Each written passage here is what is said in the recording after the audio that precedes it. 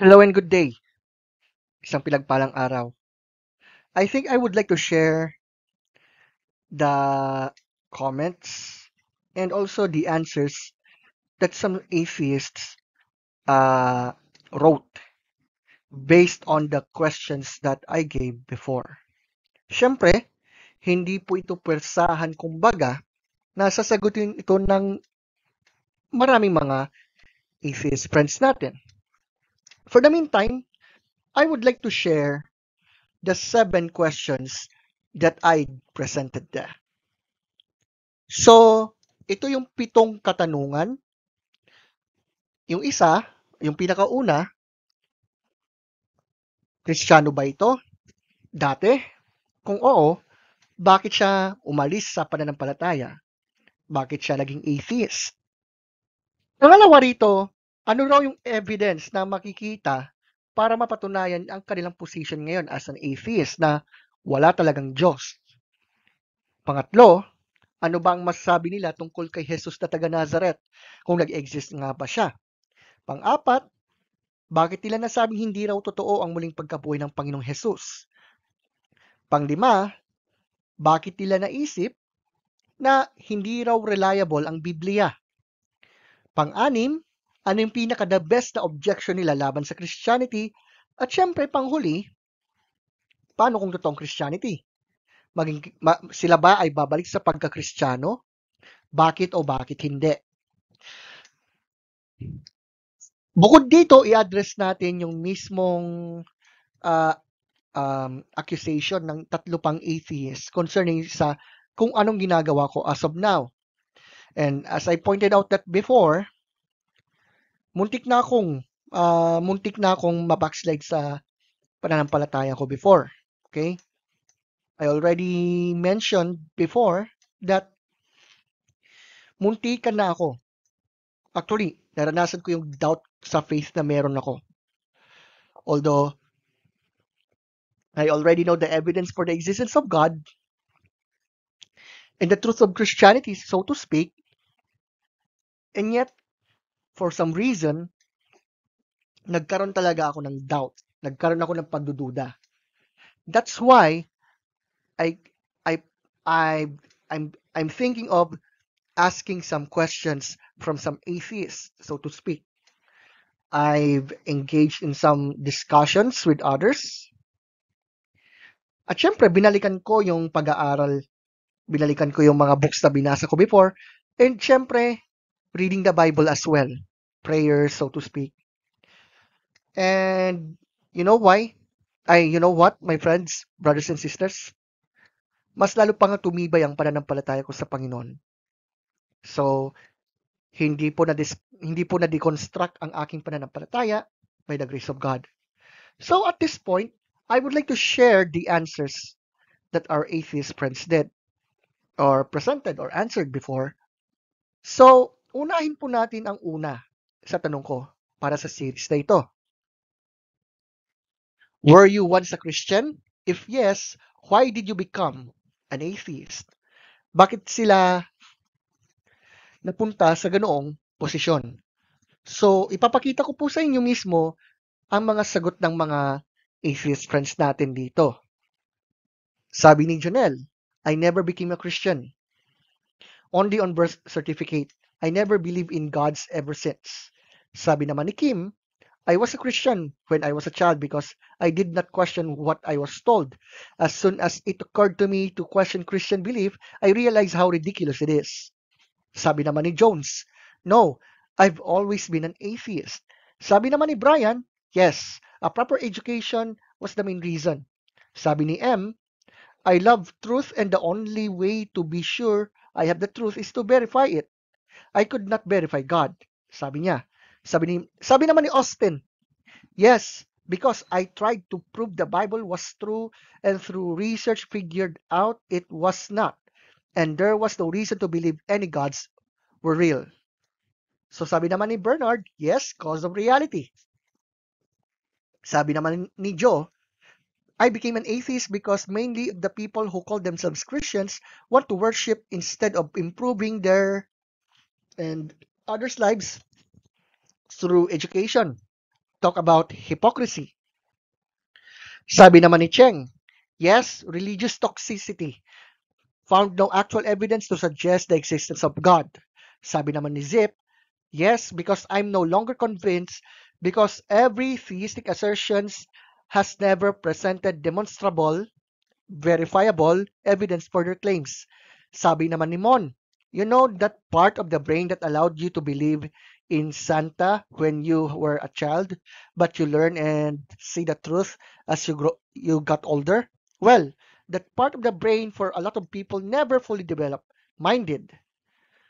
Parang ano to parang inakusahan niya yung mga believers o mga Christians, so to speak, particularly ng cognitive dissonance, no? Sabi naman ni Aries, dati raw siyang Christian and yet, sabi niya, bakit daw siya naging atheist? Claims that lack credibility and evidence. Si Duncan nagkwento. So, pakinggan natin. I was born into a Christian country and Christian into a Presbyterian religion. So, sa Scotland daw. However, my father is an atheist. My mother was a believer, but I can only remember going to Sunday school a couple of times. Even as a child, the stories of the Bible were just not convincing, and I had doubts about what I was being told. I was sent to a private boys' school for high school, which happened to be a Church of England denomination. This only confirmed my suspicions, and I became an atheist. Yan naman sabi po ni Duncan. Ano naman ang sabi ni Nor? Yes, the Bible don't make sense to me, and I see it as Greek mythology faith was not enough. I want evidence too, and I don't want to believe Jesus was a good God if he would burn me to eternal hell if I don't believe in him. The Bible is, alam nyo na, pwede nyo basahin sa ating screen. Sabi ni TJ na lang, TJ. Dati raw siyang Christian, and bakit daw siya naging atheist? Sabi niya, when I allowed myself to question things, questions that would tag me of weak faith to blasphemous if asked in church. It was a slow process because it's hard to shake off brainwashing since childhood. One time I went to a church, all I heard was hypocrisy and dogmatic statements from the Reverend Pastor. That's when I finally said that I'm done going to church. Sabi naman ni Sophia, I became atheist because there's no evidence to support your God's existence. Sabi ni Ton, simply no. Si Anthony naman, sabi niya, I became an atheist when I read the whole Bible and realized it's fantasy fiction. Really? Well, sabi naman ni Thread, kasi nanggaling po sa Thread yung kanyang comment, once you start looking at it, honestly, you would realize that even after thousands of years, we don't have a definition of God that is not heavily reliant on cultural mythology. Sabi ni Tiyu, wala raw evidence. Sabi ni Bedico, yes, because I have common sense, which you guys lacked. Personalan. Sabi naman ni Ryan J, I became an atheist because of education and social media platform, especially when I started to rely on scientific approach rather than faith. I don't know what kind of the word faith that he means there, but sige. Dati raw Kristiyano daw si Ives. Sabi naman ni Cronin, I stopped believing as I grew older and realized that there was no basis behind the Bible. So at this point, titingnan po natin isa-isa ang kanilang mga arguments. And who are watching, ito nawa po ay magbibigay daan sa atin na magkaroon ng mga discussions concerning to this matter at as I pointed out, examine the objections, the arguments, the statements that were presented. Let's go to the first one. First claim, I was never a Christian or only nominally so. Kasi, let's face it, maraming tao na nagsasabing Christian daw sila. But in reality, they are not doing what the Lord says. Kasi nga sabi nga ng Panginoon, if you love me, keep my commandments, di ba?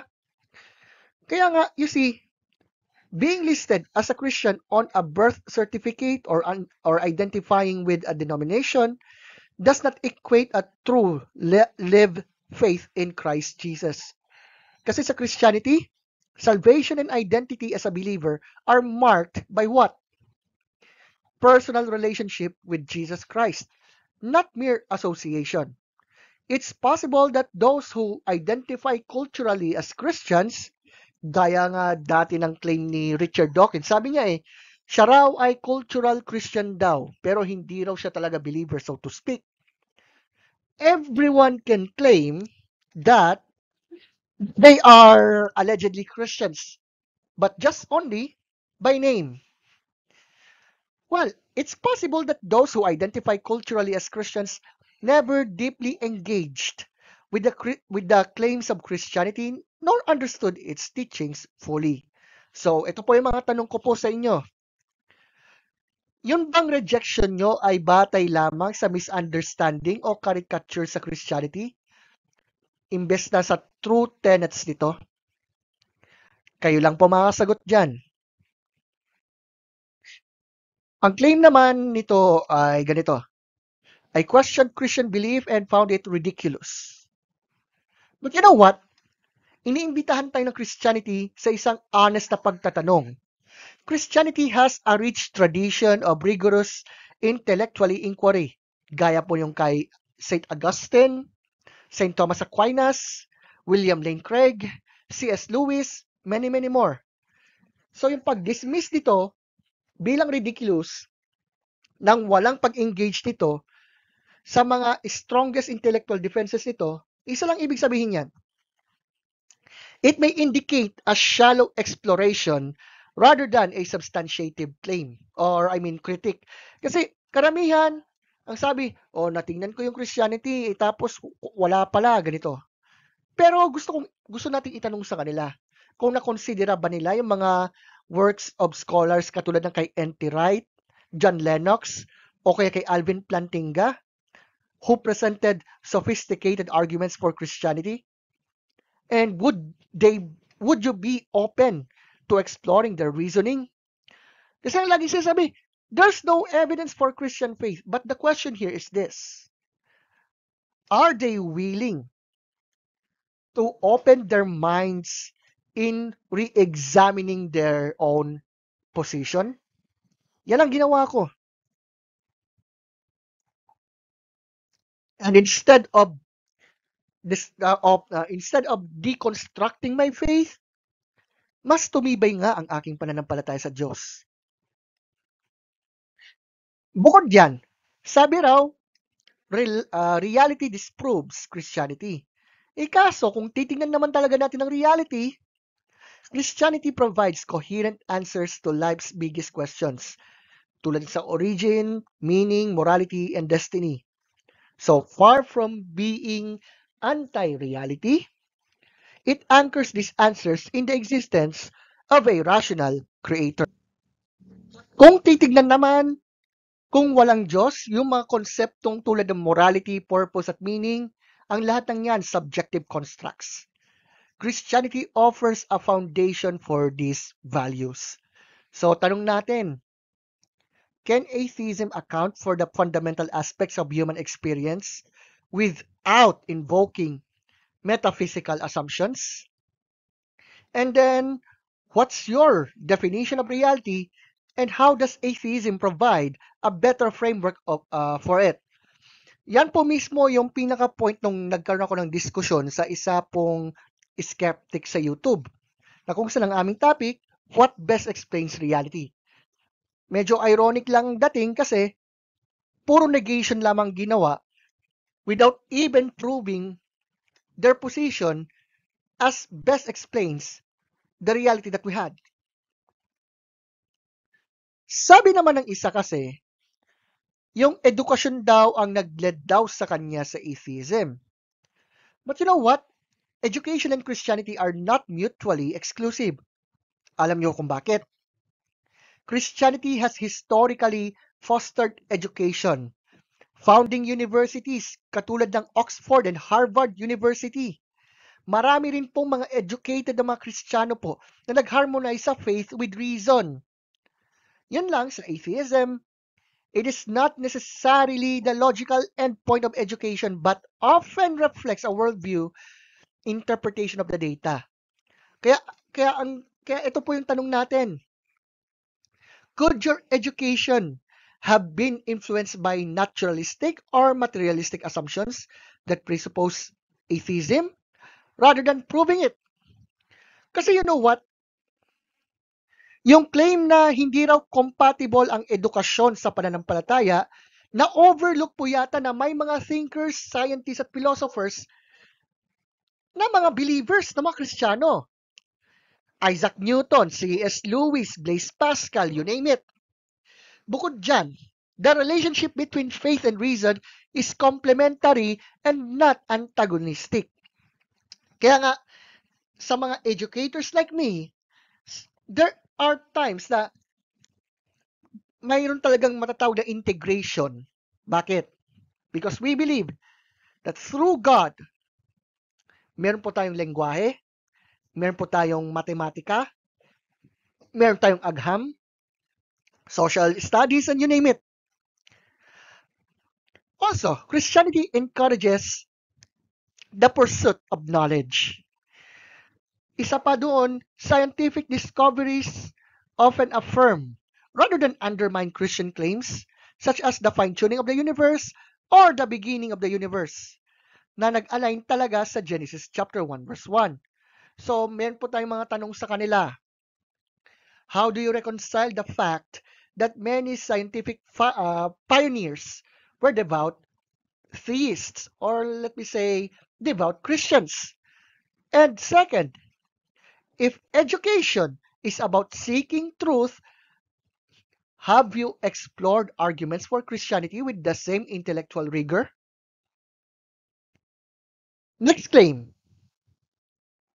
Lagi kong naririnig to, lagi kong nababasa ang ganitong komento. There is no evidence for God. But you know what? We have philosophical arguments. We have historical evidence na siya nagpa-provide ng mga malalakas na ebidensya o suporta na talagang may Diyos. Cosmological argument, teleological argument, moral argument, the resurrection of Christ, reliability ng Biblia. And the question is not the lack of evidence, but whether one is willing to follow the evidence to its logical question. Mostly, lalo sa mga nakausap ko before, instead of disproving the existence of God or the truth of Christianity, they resort to the negation, they resort to red herring, they resort to strawman argumentation as well. Sometimes, they're even attacking me personally in their content. So, ito yung tanong natin. If God exists, what kind of evidence would you consider sufficient? And have you examined arguments like the Kalam cosmological argument, the fine-tuning, and or the historical case for the resurrection of Jesus? Last time, nagkaroon ako ng 3 discussions. Pero gusto kong ipinpoint yung isa, yung does the Christian God exist and did the resurrection really happen? Yung mga nakausap ko, instead of disproving the existence of God, instead of disproving the resurrection, they are going to negation. So, nawa, sa mga nakikinig po dyan, especially if we'll have some dialogues for this, they must have to prove first that atheism really explains reality, that wala talagang Diyos, so to speak, that the resurrection of Jesus did not really happen. Kaso, I remember a certain discussion kung saan ang sabi, kita nyo si Apostle Paul, nakita lang, tapos hindi na nakita, tingnan, which is, actually, it is like some sort of intellectually dishonest argument. Lalo pagka hindi binasa ng buo at malayo pa sa context. Anyway, let's go to another one. So, parang karugtong din, kaya bilisan lang natin. Sabi nila, I never believe in gods, it's just what I was told. Pero tingnan nyo, faith by tradition versus personal conviction. In Christianity, it does not advocate for blind adherence based on tradition or birth circumstances. Ang tunay na Kristyanismo, ang tunay na pananampalatayang Kristiyano, involved po rito ang personal conviction at yung relasyon sa Panginoon, kung paanong binago ka ng Panginoon talaga. The idea that one merely inherits belief misunderstands Christianity's essence. It's worth noting that many who transition from nominal belief to genuine faith do so after what? Just because yung parents ko, Kristiyano, ibig sabihin Kristiyano ko? Hindi! Hindi po ganon. Hindi porke ang isang bansa Kristiyanong bansa, ibig sabihin Kristiyano ka na. No, not so much. It's worth noting that many who transition from nominal belief to genuine faith do so after what? After what? Critically examining evidence for Christianity. Isa pa, ini-encourage nga lagi, kahit sa akin na nga lang, for example, ini-encourage nga tayo ng Biblia na i-examine natin ang ating pananampalataya, so to speak. Diba? So, itong tanong natin sa kanila, if your atheism is merely a default position because you never believe, have you critically examined the evidence for God's existence? Also, do you believe that lacking belief automatically equates to being correct? Or might it simply reflect a lack of exploration? Minsan, walang masama na aminin natin na marami tayong hindi alam sa mundo. Kahit ako. Diba? Lahat tayo. Also, kung titignan lang naman the Kalam cosmological argument, na kung saan pinipinpoint na kung ang universe ay may simula, mayroong cause. Sa fine-tuning argument, the precise conditions necessary for life strongly suggest an intelligent designer. Siyempre, yung objective moral values point to a moral lawgiver, moral argument. Siyempre, hindi po mawawala ang mga ebidensya may kinalaman sa reliability ng Biblia, the Bible's historical accuracy, fulfilled prophecies, and archaeological corroboration like Dead Sea Scrolls na nag-confirm sa textual integrity ng lumang tipan. Andyan na rin po yung buhay, kamatayan at muling pagkabuhay ni Kristo na talagang napatunayan na nangyari ito historically. So, questions again. Can you provide evidence for your belief that no evidence exists? Is this a philosophical assertion rather than a scientific testable claim? And if the evidence of the universe and moral values require explanations, what is the atheistic explanation that does not beg the question? So, sa mga skeptics po dyan na nakikinig po sa atin, I hope you will answer the questions in the comments down below. And I am open to read your answers there para nang sa ganun, malaman ko naman ang inyong side. Okay? How about this one? Mitolohiya raw ang Bible. Fairy tale daw. Fiction daw. Really? Kung totoo niyan, bakit hanggang ngayon may Bible pa rin? The Bible has withstood millennia of scrutiny. While it contains ancient genres and cultural contexts, it demonstrates remarkable coherence, historical reliability, and yes, transformative power. At bukod po dyan, meron po tayong arkeolohiya, mga natupad na propesiya, textual consistency. Well, you know what? The genre, misunderstanding, often stems from inadequate hermeneutics. Kaya madalas, pag sinasabi, ang Bible daw ay punong-puno raw ng kamalian, punong-puno raw ng kontrahan at iba pa. You know what? It sounds like they're not reading the Bible as a whole. So, ito po yung tanong natin. Could your difficulties with the Bible stems from misrepresentation? I mean, misinterpretation? And have you examined scholarly defenses such as Craig Keener's work of miracles or Gary Habermas's research on the resurrection? I just remember someone who misused the paper of Habermas na naisulat niya noong 2012 at inassume na hindi raw matibay ang ebidensya concerning empty tomb.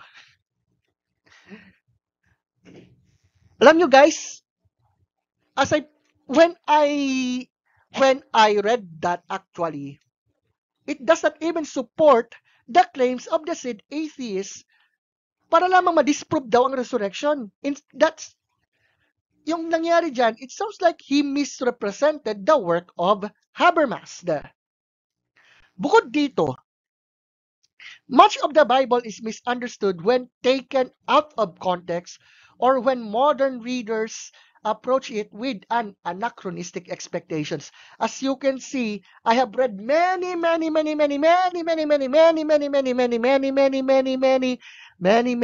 comments in Facebook, TikTok, Twitter, YouTube, X, or Twitter, kumbaga. Ganun ang nangyayari when they are arguing against Christianity. At oo nga pala, hindi katulad ng mga myth, the Bible is grounded in history. Key events such as the resurrection of Jesus are verifiable claims that invites historical investigation. So, itong tanong ko sa inyo, are you dismissing the Bible because of cultural misunderstandings or have you seriously considered its claims? Kasi may naalala ako na sinabi ng isa. I thought the Bible is a good book but I realize it's wrong. Kaso ang problema, puro wala sa tamang konteksto o pinutol-putol yung mga passages para sabihin ang Diyos daw ay malevolent bully. Also, if morality and purpose are products of mythology, then how do you explain their compelling influence across cultures? May isa pang objection dyan na kung saan, sige, let me say, medyo nakaka-relate kasi minsan na po akong dumaan sa ganitong sitwasyon. Ano ito? Christianity is hypocritical or toxic. I remember na that time na umalis ako sa isang congregation because of what I have seen, which is toxicity and hypocrisy. Pero hindi yun ang sanhi para umalis ako sa pagka-Kristiyano. Bakit? Kasi ang Christianity, ang focus ito ay hindi naman ako, hindi naman sila, hindi naman yung mga pastor or what. No. We are talking about Christ Jesus himself. Human imperfections does not negate the truth of Christianity. Christianity acknowledges human fallenness and calls believers to strive toward Christ-likeness. Hypocrisy in individuals or institutions reflects their failure to follow Christ, not a failure of Christianity itself. So, are you rejecting Christ because of imperfect followers? If so, would you consider reevaluating Christianity based on Jesus' teaching and life rather than human shortcomings? Kasi mag-aminan tayo, lahat tayo nadadapa, lahat tayo nagkakamali, lahat tayo nagkakasala sa isip, sa salita at sa gawa. That's why we need our Savior. And whether we like it or not, just because there is someone who is toxic or hypocrite, hindi ito nangangahulugan na ang Christianity talaga ay hypocrite. Why? You see, Christianity acknowledges human imperfection even among its adherents. Kahit nga yung mga apostles si Christ, ganyan Right? Failures by Christians do not invalidate the truth of the faith itself. At siya nga pala yung hypocrisy, yung pagpapaimbabaw, o yung pababawi natin, plastic. Hypocrisy was strongly condemned by Jesus himself. So, paano naman yung toxicity na sinasabi? While historical abuses have occurred in the name of religion, it is equally true that Christianity has inspired immense good, like abolition of slavery, modern human rights movement, charitable institutions, science, education, and you name it. So the actions of Christians should be evaluated alongside these contributions. So, alam niyo sa Christianity, ina-acknowledge po ito na tayong mga tao lahat tayo makasalanan. Kaya kailangan po natin ng tagapagligtas. Kaya itong tanong ko po sa inyo, how does rejecting Christianity because of hypocrisy address the deeper questions of meaning, purpose, or morality? And then, dahil nga mga atheist friends ang napagtanungan natin, itong tanong natin, in a worldview without God, what ultimate standard exists to label something or someone as toxic or hypocritical? Lagi ko nga nababasa na ang mga Kristiyano ay hypocrite o mapagpaimbabaw o plastic, kaya bandang huli hindi ako nanampalataya na may Diyos. Ano 'yun? 'Di ba? Well, ito pang isa pa. Hell seems unjust. Lagi-lagi narinig, paano ako maniniwala sa isang Diyos na nagpapadala ng mga tao sa impyerno? You see, my friends, hell reflects the justice of God, holding people accountable for rejecting Him. However, God's mercy is central to the gospel. He provides a way for everyone to avoid judgment through faith in Jesus. Lagi natin narinig ang John 3:16, pero ironically, hindi po ito sineseryoso ng marami. Isa pa, hell is often understood as the natural consequence of free will. C.S. Lewis noted that the doors of hell are locked from the inside. People freely choose separation from God. Kaya yung sinasabi na, paano ako maniniwala sa isang Diyos na nagtatapon sa akin sa impyerno? Choice mo yan, kaibigan. I always remember sometime nung nagsagawa ako ng public evangelism noong 2021, 2022 dati. I always pointed out by this way that meron po tayong kalayaan na magpasya kung tatanggapin po natin ang mabuting kaloob ng Diyos o hindi. Yan ang lagi kong sinasabi.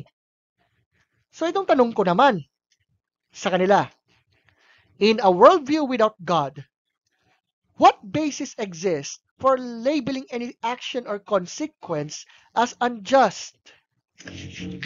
And second, if life ends at death, why does the concept of justice matter at all?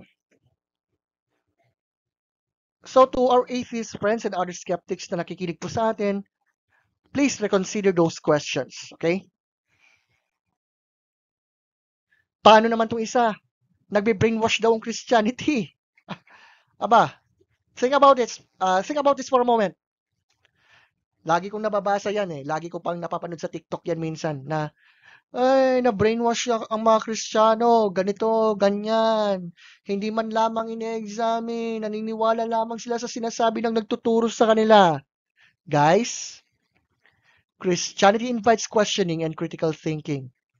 Sa Acts 17:11 nga, ipinahayag na ang mga Hudyo sa Berea, tinuring silang mga noble-minded. Bakit?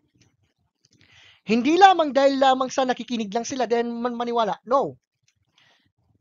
They examined the scriptures daily to see where those things were so. Many who examined its claims with an open mind transition from skepticism to faith. Okay, nabanggit na, Lee Strobel, J. Warner Wallace, si Garte, the rest of them. So don't tell us that Christianity brainwashes people, especially children. Naalala ko yung sinabi ng isang skeptic ganito, na talagang pininpoint niya yung ganito eh. Sabi sa akin, paanong ikaw na nagtuturo, naniniwala ka pa rin sa dogma kung saan bine-brainwash nito ang mga kabataan. So, yan po ang mga kasagutan natin o mga response sa mga arguments and objections na kanilang presenta laban sa Christianity. So ngayon, meron po tayong mga objections sa kanilang worldview. Remember my friends, walang tinatawag na neutral ground pagdating dito.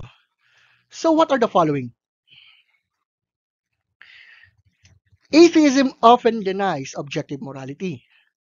How then can one critique hypocrisy or toxicity as wrong without a transcendent standard of right and wrong? What is the basis for moral outrage under a purely naturalistic worldview? Second question. In existence of the universe, atheism must account for why there is something rather than nothing. Na ironically, lalo sa mga discussions ko before at sa mga videos ng mga atheist friends natin on TikTok for example, iniiwasan po nilang sagutin ang tanong na yan. Na why is there something rather than nothing? How do atheists explain the origin of the universe without invoking God? You see, yung Big Bang mismo, the Big Bang points to a beginning, which aligns with the idea of a creator. Also, the precise constants and conditions of the universe necessary for life suggest intentionally. So, how does atheism explain this fine tuning without appealing to multiverse speculation, which lacks empirical evidence? On consciousness and rationality, kung ang tao ay mula lamang sa blind evolutionary processes, then how can we trust our reasoning or consciousness to reliably discern truth, including the claim that God does not exist?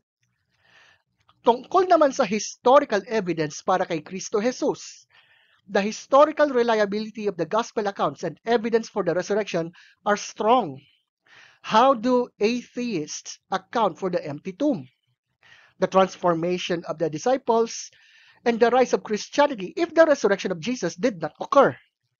Lastly, humans universally seek meaning, purpose, and transcendence, kahit sa mga atheist friends natin. So how does atheism explain this longing if we are purely material beings, if we were just moist robots who only reacts? Lord willing, sa susunod nating discussion, ang ating tatalakay naman, ano ba yung mga ebidensya na nagpapatunay sa atheism, particular na sa claim na wala raw Diyos. And then, I will tell you my friends, ito po ay lagi ko pong tinatanong sa mga atheist friends natin online. Pero instead of answering the questions with respect and sincerity, sometimes they're just accusing me of, I'm just doing this just for the clout or what. But remember my friends,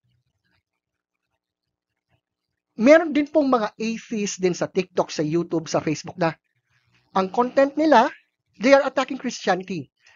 And I am not questioning their purpose da. Diba? Kasi naniniwala ako na meron po tayong kalayaan na magpahayag. Ang tanong, kung totoo ba ang mga pahayag ngayon? So Lord willing, i-discuss po natin yan in the near future. So to all of our friends who are listening, kahit sa mga mag-aaral po, Kristiyano ka man, atheist ka man, whoever you are, iniimbitahan ko po kayo na i-re-examine at i-re-evaluate ang mga arguments ng parehong panig. At nasa sa inyo po ang pasya if you will choose to trust Jesus or you will do your own way.